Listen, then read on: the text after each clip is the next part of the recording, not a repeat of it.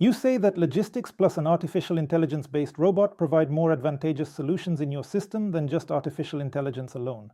What kind of artificial intelligence is this if it needs a person to operate it? Could artificial intelligence eventually replace a logistics professional? As someone immersed in technology, I can provide you with several examples that will help illustrate the current state of developments in this field.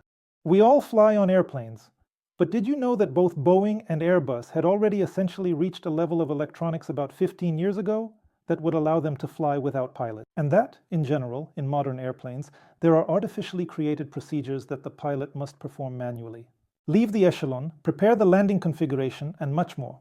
Technically, the aircraft could do this itself if it were not artificially limited by the manufacturer. It can not only take off, fly to the desired location, and land by itself.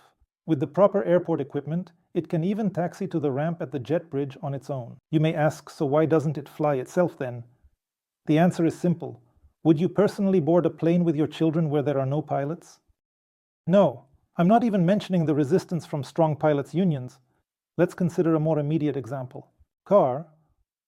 Everyone has heard that many years ago the artificial autopilot in cars reached a level where vehicles can drive well on digital roads without pilots, without drivers.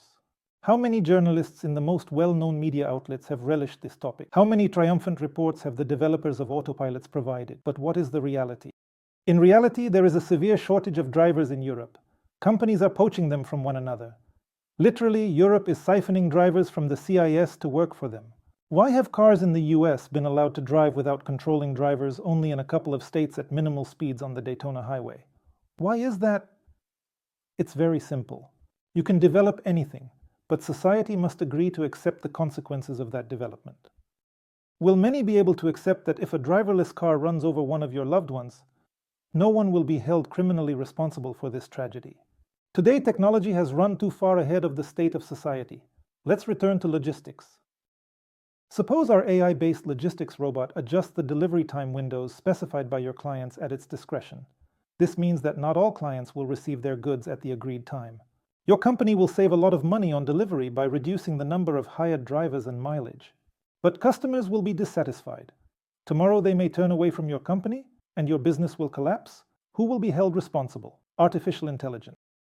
However, if the delivery strategies in our system are managed by your logistics manager, then he is personally responsible for the strategy he has chosen to the director. This approach is clear to the director. There is someone to ask in all seriousness, so to speak, and there is someone to reward for success. The director gains an ally interested in the company's success, a logistics specialist. The logistics professional is in a situation where it's either all or nothing. Therefore, they will think very carefully about which strategy to choose. And the director is better off not firing the logistics manager and not completely handing over their business to artificial intelligence. It is better for him not only to retain the logistics manager, but also to reward him for the additional delivery profitability he achieved by responsibly and wisely managing artificial intelligence.